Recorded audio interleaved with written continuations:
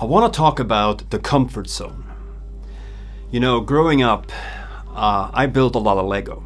I would sit in my room and I would have a ton of bricks of Lego all around me. I would sit with my feet like this and I would lean over and build and build and build. Never according to any plans. I would just, imagine what I was going to build and I would build it and it would be big. But there were times when I just didn't feel like building Lego. And the reason for that was that there was some kind of distress around me, in my surrounding.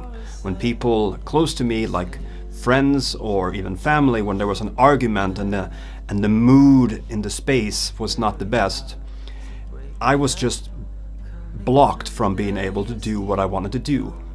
And this is something that has been with me all the way up until, today, just a few weeks shy of turning 40, and I still feel like that. When there's some kind of distress around me, I cannot just block that out and do all the fun things I want to do.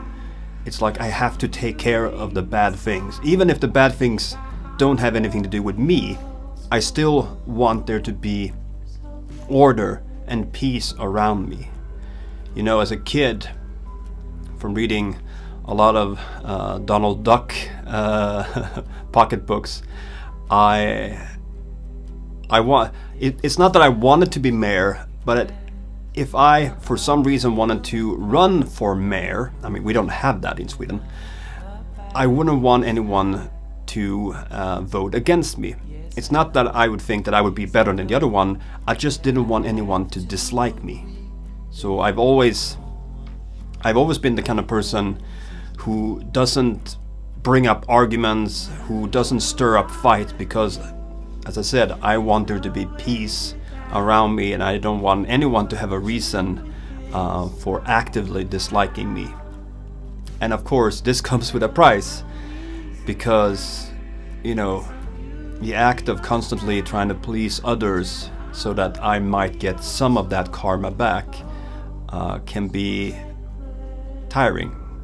It can be exhausting to be that person. And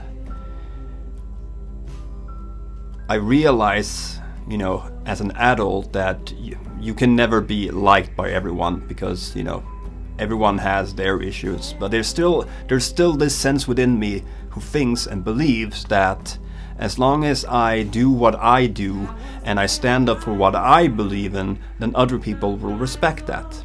That is obviously not the case. Hashtag the internet and its function to make comments. I am, however, much safer in this space. When it comes to this channel and the playlist that this originated from, the Swedish Lad, this is my safe space.